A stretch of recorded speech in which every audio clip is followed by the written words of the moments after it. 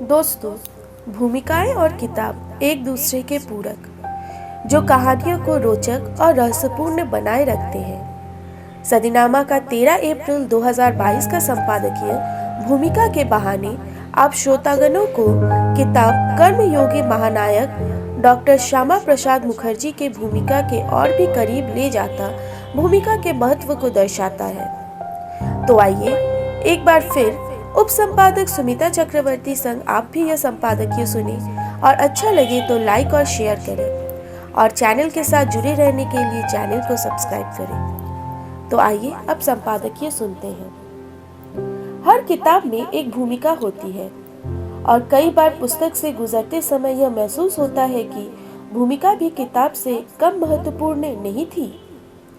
ये अलग बात है कि हम भूमिका को एक नई किताब के रूप में न देखते हैं और न स्वीकार पाते हैं। फिर भी कई किताबों से गुजरते हुए यह महसूस होता है कि किताब के साथ साथ इसकी भूमिका पर भी बात करनी चाहिए। कुछ दिन पहले ऐसी ही यह किताब कर्मयोगी महानायक डॉक्टर श्यामा प्रसाद मुखर्जी मेरी नजर गुजरी। इसके लेखक नंद गोपाल राय अब इस दुनिया में नहीं है। हमें इस पुस्तक की भूमिका पर बात करनी चाहिए। भूमिका कुछ इस तरह शुरू होती है। सुविख्यात वैज्ञानिक तथा गणितज्ञ न्यूटन के बेटे गणितज्ञ नहीं थे, ये हमें मालूम है। कवि मिल्टन के पुत्र भी कवि नहीं थे, हमें ये भी ज्ञात है।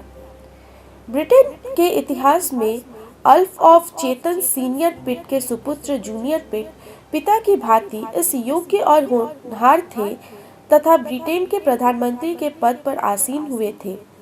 पर शायद बहुत लोग नहीं जानते, इस प्रतिभापीठ परिवार की प्रसिद्धि की तुलना की जाती है भारत में तो सुप्रसिद्ध मुख्योपाध्याय परिवार के सर आशुतोष और उनके पुत्र श्यामा प्रसाद के साथ। सर आशुतोष तो थे एक ओर हाईकोर्ट के सुविख्यात न्यायमूर्ति और दूसरी ओर कोलकाता विश्वविद्यालय के सफल वाइस चांसलर।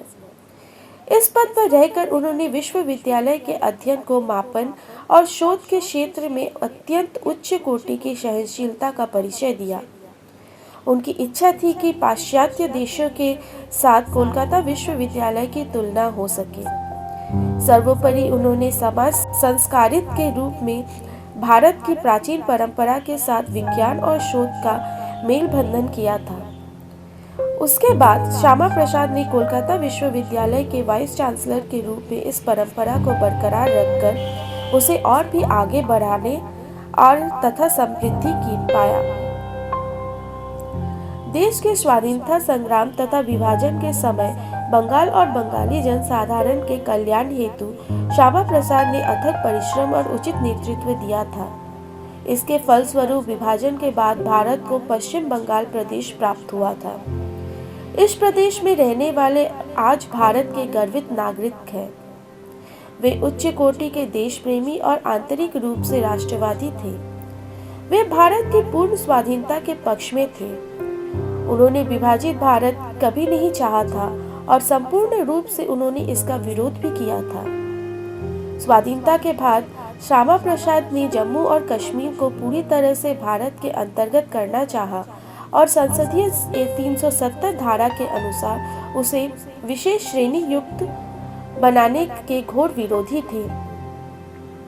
नेशनल कॉन्फ्रेंस के किसी एक सदस्य द्वारा प्रस्तावित तथा कश्मीर विधानसभा में चर्चित कश्मीर राज्य के लिए अलग पताका के खिलाफ संसद में उनका असाधारण भाषण संसद के इतिहास में अतुल्य है।